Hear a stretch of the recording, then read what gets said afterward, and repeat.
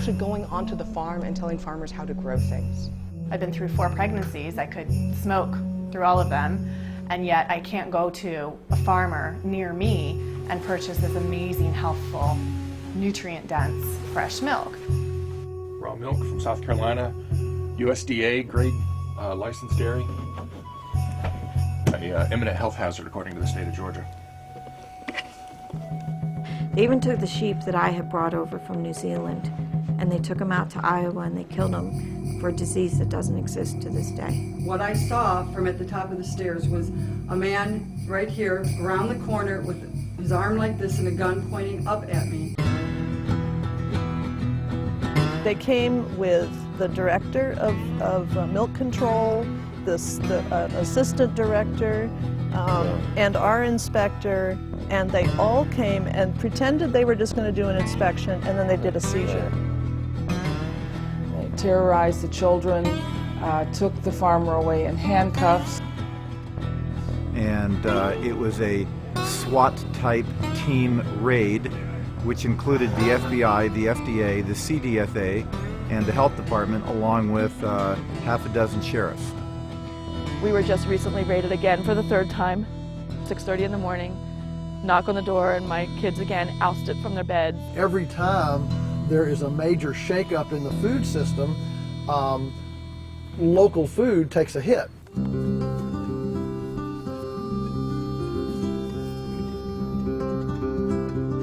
Smile for the camera. If you look at the statistics between 1970 and now, the U.S. has lost 88% of its dairy farms. There's got to be a way that we can protect biodiversity. We can show that sustainable farming is the only way forward. It is alarming these days to hear more and more about what's happening with farmers and certain restrictions, and they're running into trouble with the government when the people who are producing sort of the most unnatural processed foods are just running along producing all that stuff. The only option consumers will be left with is the grocery store chains buying from these huge processing plants.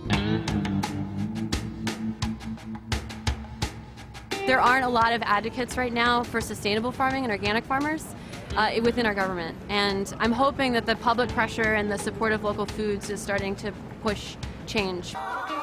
And one of the things I think it's important to understand here is it's beautiful, you know, and good food production should be aesthetically and aromatically, sensually romantic. What I believe is we need to have the rights we've been given as Americans, and we need to be able to have the right to choose healthy foods. Some terrible things are happening out there. Fortunately, we do have good legal help now, and we have the internet, and we have ways of publicizing these things. But it's America, wake up. I mean, these things are starting to happen, and if we don't have a huge outcry, it will continue to happen.